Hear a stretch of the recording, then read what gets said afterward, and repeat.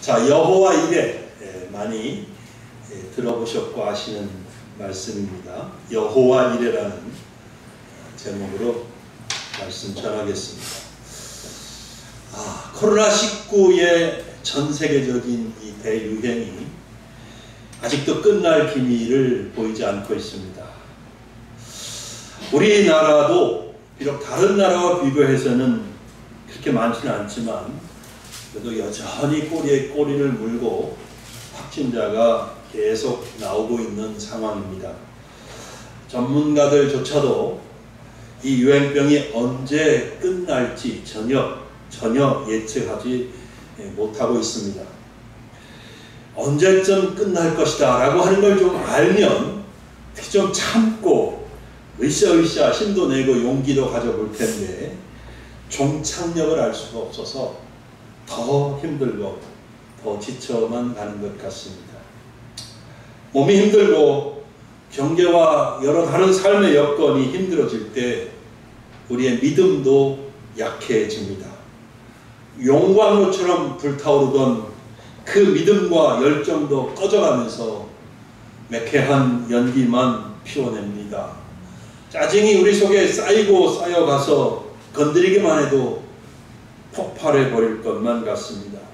자연히 우리의 영성도 바싹 말라버려서 쩍쩍 갈라지는 논바닥 같이 되어버립니다. 사랑하는 성도 여러분, 그럼에도 불구하고 우리는 전천후 신앙을 가져야 합니다. 전천후 신앙. 날씨가 맑든지 비가 오든지 천둥 번개가 몰아치고 폭풍우가 몰려오든지 우리의 믿음은 마치 바닷가에 우뚝 서 있는 등대처럼 그렇게 서 있어야 합니다. 어떤 강풍에도 여러분 우리는 쓰러지지 않아야 합니다. 그러나 사실 이런 믿음을 가진 성도를 찾아보는 것이 쉽지 않습니다. 이 세상에 수많은 성도가 있지만 이런 믿음의 성도가 많이 없다고 생각이 됩니다. 수천 명이 모이고 수만 명이 모이는 대형 교회에서도 이런 믿음의 사람을 찾는 것은 신만이들이 산삼을 찾아내는 것만큼 그렇게 어렵지 않나 생각이 듭니다. 그렇다고 해서 또 이런 믿음의 사람이 아주 없는 것도 아닙니다. 하나님께서는 언제나 이런 사람을 찾아내셨습니다. 그리고 그런 믿음의 사람들을 통해서 하나님 당신의 뜻을 이루어 주셨습니다. 히브리서 11장에 언급된 모든 믿음의 사람들이 바로 그런 분들입니다. 저는 우리가 살고 있는 이 시대에도 하나님이 기뻐하시는 믿음의 사람들이 반드시 있다고 확신합니다.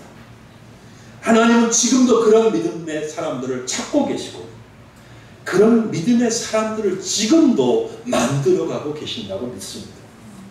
특히 지금처럼 어려운 시대에 흔들리지 않는 믿음을 가지고 하나님을 구하고 찾는 사람, 하나님의 뜻을 구하고 순종하려고 하는 사람, 그런 사람을 찾고 계신다고 믿습니다. 하나님께서 오늘 우리 가운데 계십니다. 아멘. 이 예배를 받으시면서 동시에 우리를 더 큰 믿음의 수준으로 빚고 계시다고 믿습니다. 우리가 아브라함처럼 되고 모세처럼 되고 다윗처럼 되고 삼손처럼 그리고 사무엘처럼 되기를 바라신다고 생각합니다. 그래서 코로나19로 인한 이처럼 어려운 시대도 우리가 이겨내고 하나님의 뜻을 이룰 수 있기를 소원합니다. 그래서 하나님께서 오늘도 우리에게 본문의 말씀을 주셨다고 믿습니다. 말씀을 통해서 우리 마음속에 폭풍우를 견딜 수 있는 믿음의 탑이 세워지기를 원합니다. 온갖 세상의 목소리에 귀를 막고 또 세상의 휘황찬란한 유혹의 불빛에 시선을 빼앗기지 않고 하나님이 부르신 그 부름을 쫓아 갈 수 있기를 바랍니다. 그렇게 되기를 위해서 우리가 알고 믿어야 할 것이 있는데 그것은 바로 하나님은 실수하지 않으신다는 사실입니다. 아멘? 하나님은 실수하지 않으십니다. 자, 아브라함은 우상을 파는 아버지 데라의 아들이었습니다. 그는 하나님을 전혀 몰랐습니다. 근데 하나님께서 그런 아브라함을 택하셨습니다. 그리고 당신이 지시하는 땅으로 가라고 말씀하셨습니다. 아브라함이 큰 민족을 이룰 것이고 땅의 모든 족속들이 아브라함으로 말미암아 복을 얻을 것이라고 하셨습니다. 창세기 10장 4절에 보면 아브라함이 여호와의 이런 말씀을 따라 갔다고 기록합니다. 그 후에 아브라함은 하나님과 동행했습니다. 아브라함은 이런저런 경험을 많이 했습니다. 기근을 만나서 애굽으로 피해갔다가 하마터면 거기서 아름다운 아내를 빼앗길 뻔했습니다. 조카 롯과 분쟁이 생긴 후에 헤어졌습니다. 또 여러 왕들이 서로 연합해서 전쟁을 일으켰는데 그 전쟁의 소용돌이 속에서 조카 롯이 사로잡혀갔고 그의 모든 재산도 재물도 다 노략질을 당했습니다. 아브라함은 자기의 사병 318명을 거느리고 가서 싸워가지고 조카 롯도 그리고 그의 모든 재산도 다 되찾아 왔습니다. 이 모든 일들을 경험하면서 아브라함은 살아계신 하나님을 경험하고 또 경험했습니다. 그러나 하나님은 아브라함에게 아들은 주시지 않으셨습니다. 큰 나라를 이루고 큰 민족을 이루게 하겠다고 약속하셨는데 정작 아들은 주지 않으셨습니다. 조금은 지쳐가는 아브라함을 붙잡고 밤에 밖으로 이끌어내더니 하나님께서 아브라함에게 하늘의 별을 보라고 하시면서 다시금 후손을 약속하셨습니다. 그러나 아브라함이나 아내 사라나 이미 아이를 가질 수 없는 그런 몸이 되어버렸습니다. 그런데 어느 날 하나님이 아브라함을 찾아오십니다. 그리고 1년 후에 아들을 낳을 것이라고 말씀하십니다. 그리고 기적이 일어났습니다. 말씀대로 정말 1년 후에 죽은 것 같은 아브라함과 사라의 몸에서 이삭이 태어났던 것입니다. 이삭이 태어났을 때 아브라함이 얼마나 기뻐했을지 상상이 됩니다. 살아계시며 약속을 지키시는 하나님을 다시 한번 진하게 체험했습니다. 여러분, 기적도 이런 기적이 없습니다. 기쁨도 이런 기쁨이 없습니다. 이삭이 젖을 떼는 날 아브라함은 큰 잔치를 베풀었습니다. 이삭은 아브라함과 사라에게 이제 보물입니다. 그들에게 이삭은 목숨과도 같습니다. 이 세상 그 무엇과도 바꾸지 않을 생명 같은 존재였습니다. 이삭이 커가는 것을 보면서 두 사람은 한없이 감사하고 기뻐하고 했을 것입니다. 이제 이삭이 소년이 되었습니다. 그런데 어느 날 하나님께서 아브라함을 부르셨습니다. 그리고 청천벽력 같은 말씀을 하셨습니다. 오늘 본문 2절입니다. 보시기 바랍니다. 여호와께서 이르시되 내 아들 내 사랑하는 독자 이삭을 데리고 모리아 땅으로 가서 내가 내게 일러준 한 산 거기서 그를 번제로 드리라. 여러분, 번제가 어떤 제사인지 잘 아시지요? 제물을 불로 태워서 그 냄새를 하나님의 코에 향기롭게 하는 그런 제사입니다. 그러니까 하나님의 명령은 아들 이삭을 죽여서 그를 불로 태우는 제사를 드리라고 명령을 내리신 거예요. 여러분, 하나님에게 이 말씀을 듣고 있는 아브라함의 표정, 아브라함의 반응 상상하실 수 있겠습니까? 저 같으면 그 자리에서 기절을 했을 것 같아요. 생각을 해봐요. 우리 시경이를 죽여서 불로 태우는 문제로 하나님 앞에 드려라. 말이 됩니까? 여러분이 그 말을 듣는다면 여러분은 어떠실 것 같아요? 하나님의 이 말씀은 결코 이해할 수 없는 말씀입니다. 저라면요, 기절했다가 깨어나서 막 벌벌 떨면서 하나님께 이렇게 물어볼 것 같아요. 하나님, 다시 한번 말씀해 보시죠. 뭐라고 하셨어요? 사랑하는 아들 이삭을 번제로 드리라고요? 하나님, 저한테 왜 그러세요? 제가 뭐 잘못했나요? 아니, 그 아이를 통해서 큰 민족을 이루어 주시겠다면서요. 그 아이를 통해서 저의 후손이 바다의 모래알같이 많게 하시겠다면서요. 그런데 이제 와서 이게 무슨 말도 안 되는 말씀을 하시는 겁니까? 네? 아브라함 입장에서 분명 무언가 잘못되었다고 생각하기 쉽지 않아요. 하나님이 무엇인가 잘못 생각하신 거라고, 하나님이 지금 실수하고 계신 거라고, 그렇지 않으면 이런 말도 안 되는 말씀을 하실 리가 없다고 아브라함이 그렇게 생각하지 않겠습니까? 그러나 여러분 보세요. 아브라함은요, 그렇게 생각하지 않았어요. 그리고 순종합니다. 근데 기가 막히게도 아브라함이 맞았던 거예요. 아브라함이 맞았어요. 하나님은 결코 잘못 말씀하시지 않았던 것입니다. 하나님은 결코 실수하시지 않았습니다. 여러분, 하나님의 능력은 무한합니다. 하나님의 지혜는 모든 것을 아십니다. 하나님의 계산기는 오작동하는 일이 결코 없습니다. 지금 코로나19 상황도 마찬가지예요. 우리는 하나님이 온 세계를 통치하신다고 믿고 있습니다. 아멘. 그죠? 하늘과 땅 그리고 바닷속의 모든 것을 하나님이 붙잡고 계시고 그것들을 통치하고 계시고 계십니다.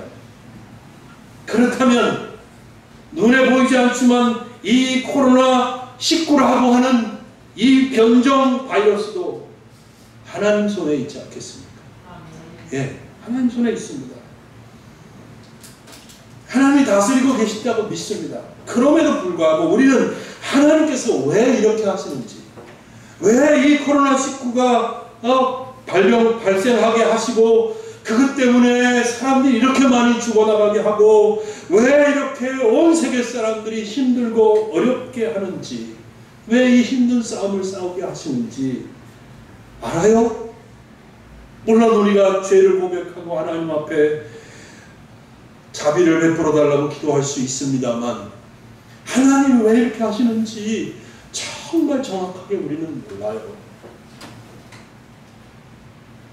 어떻게 생각해보면 하나님께서 뭔가 실수하고 계신 거 아닌지 그런 의심이 들 수도 있고요.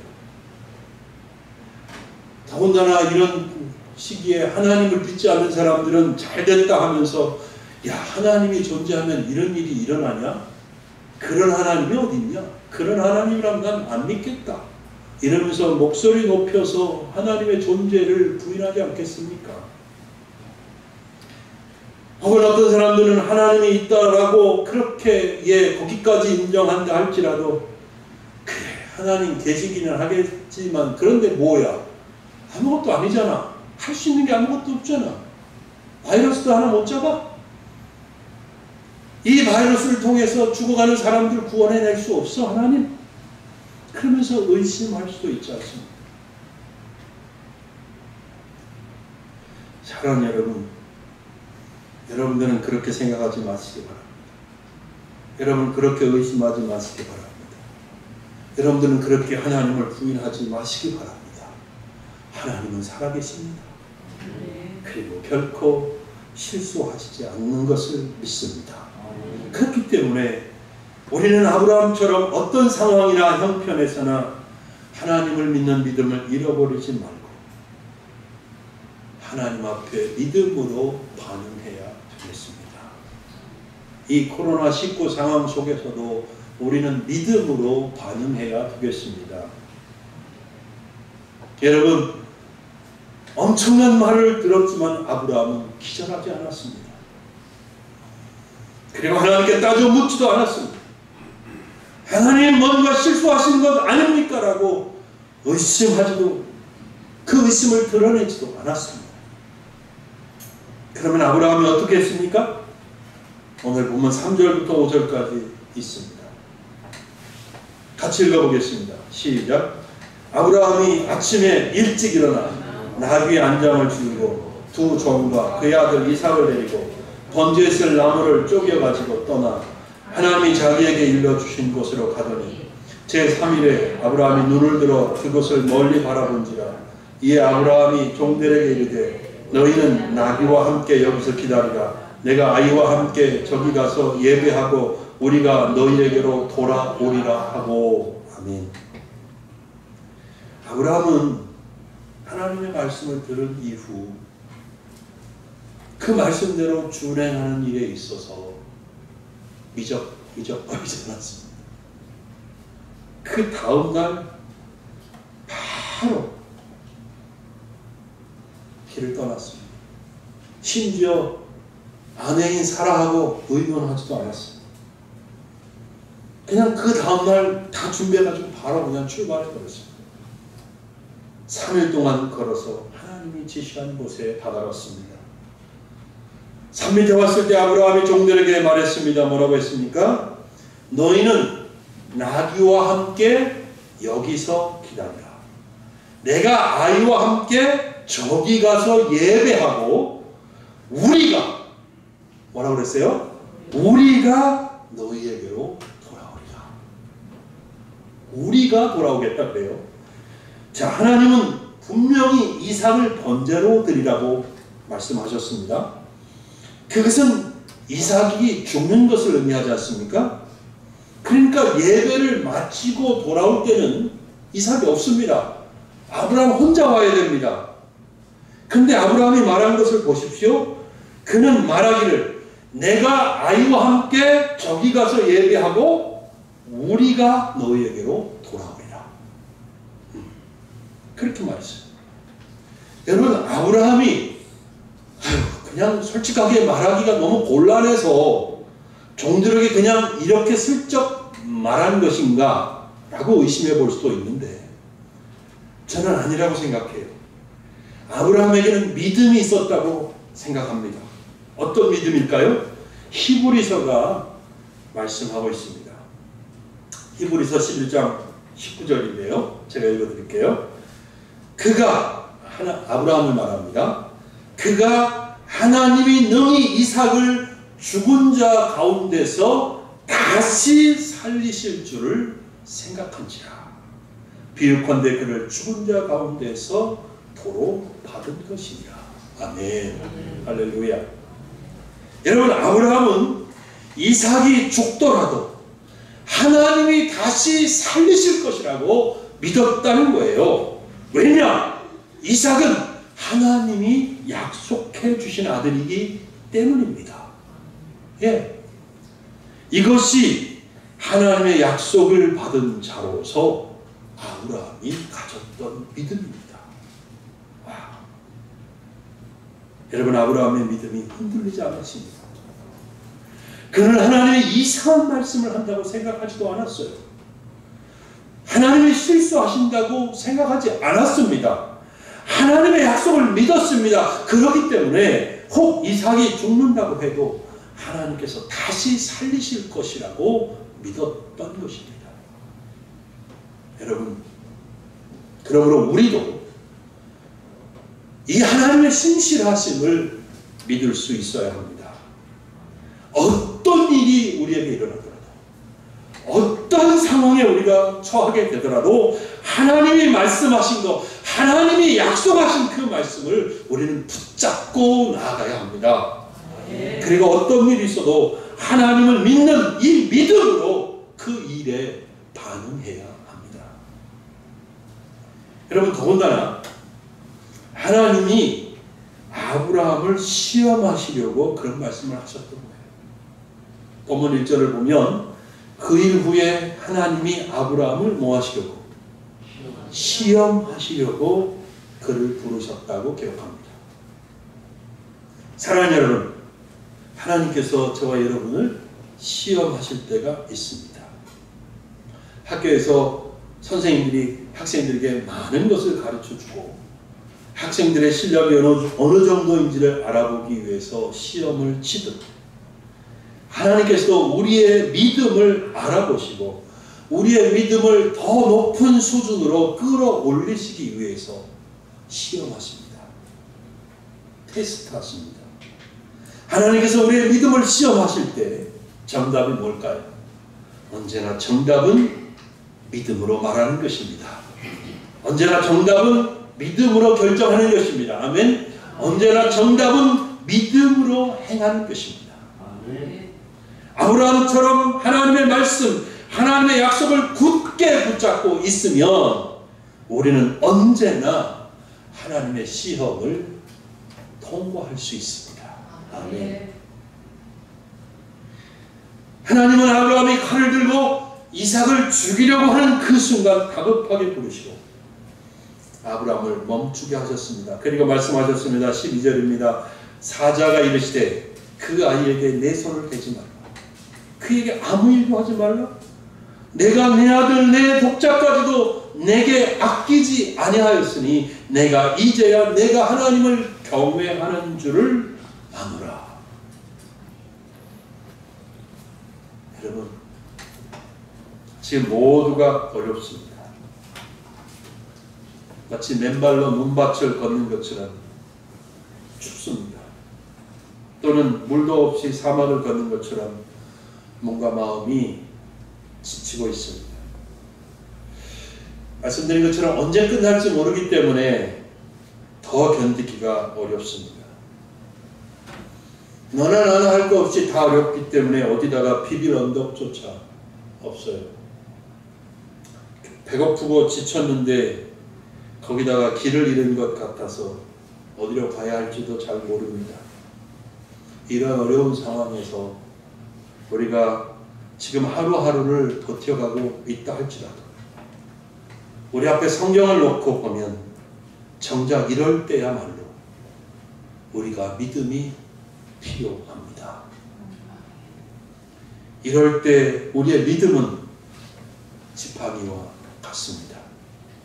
넘어지려고 하는 우리를 넘어지지 않게 붙들어주는 지팡이와 같습니다.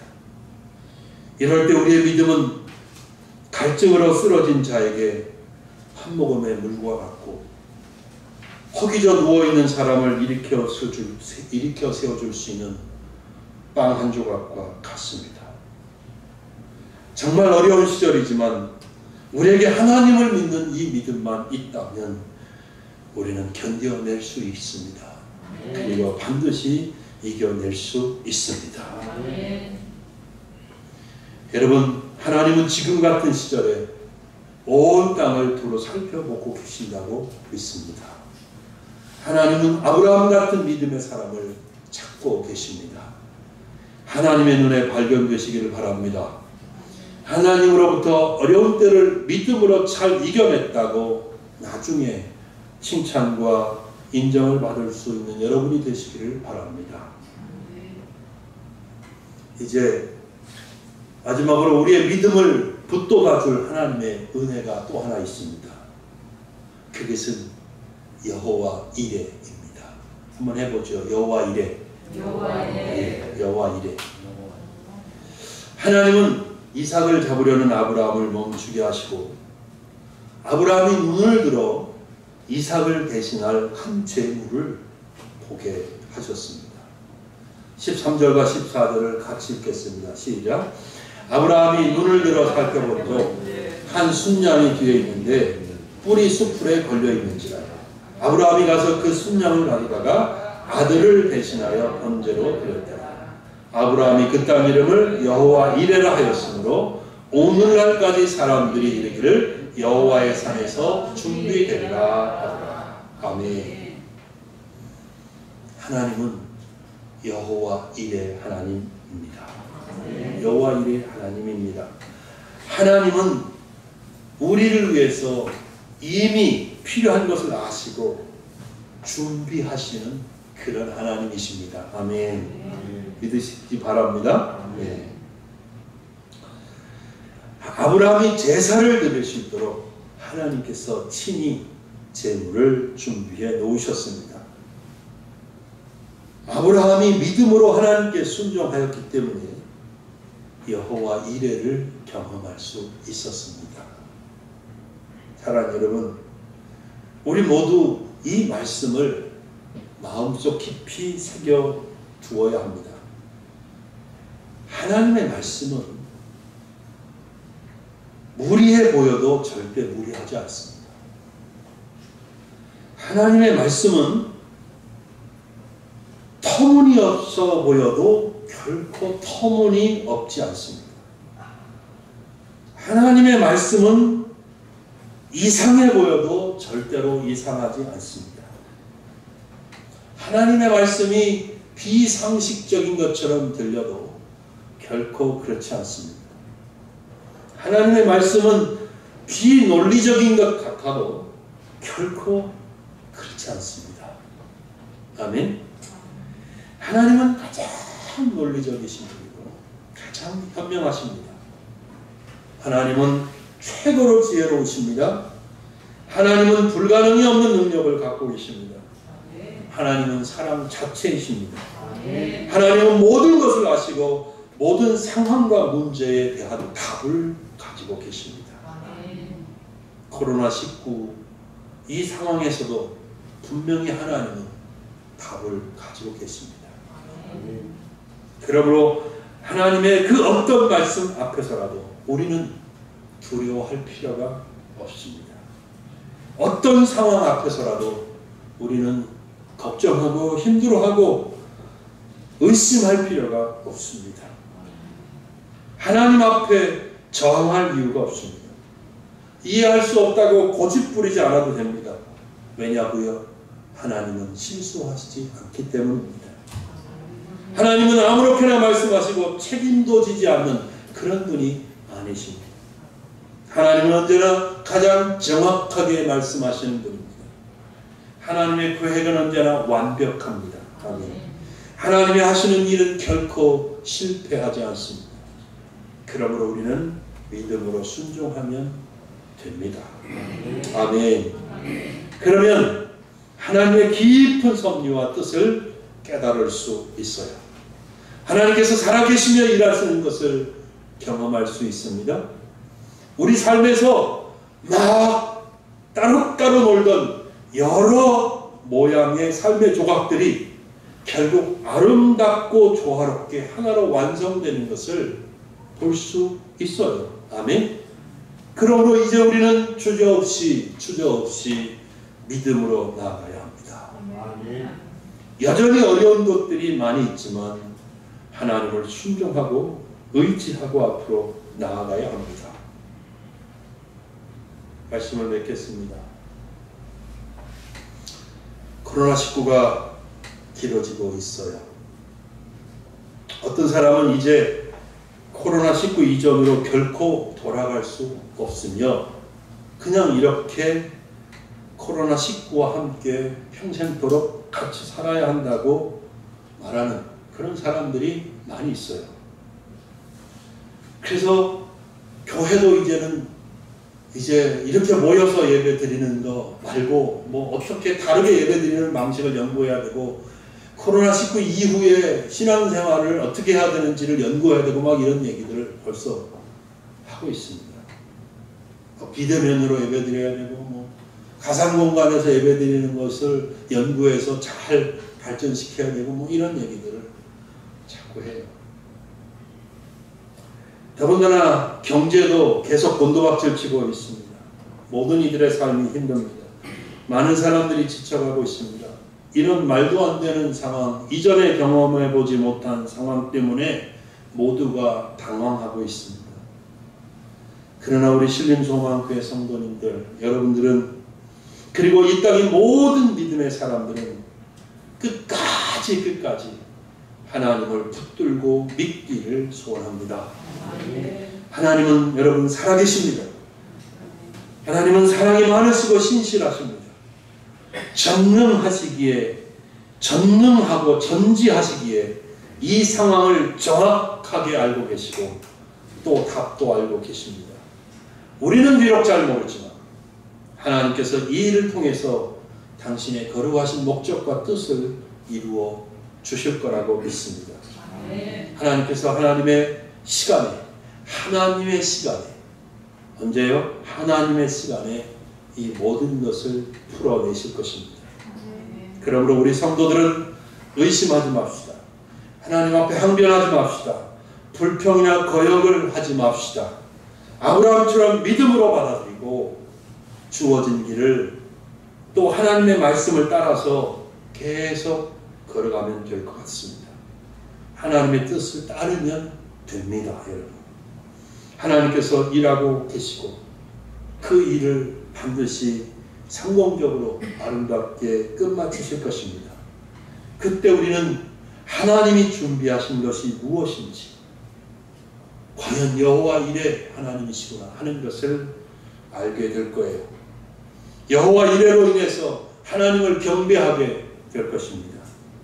사랑하는 여러분, 그날까지 우리의 믿음이 굳건하기를 우리 주 예수 그리스도의 이름으로 축원합니다. 아멘. 같이 기도하겠습니다.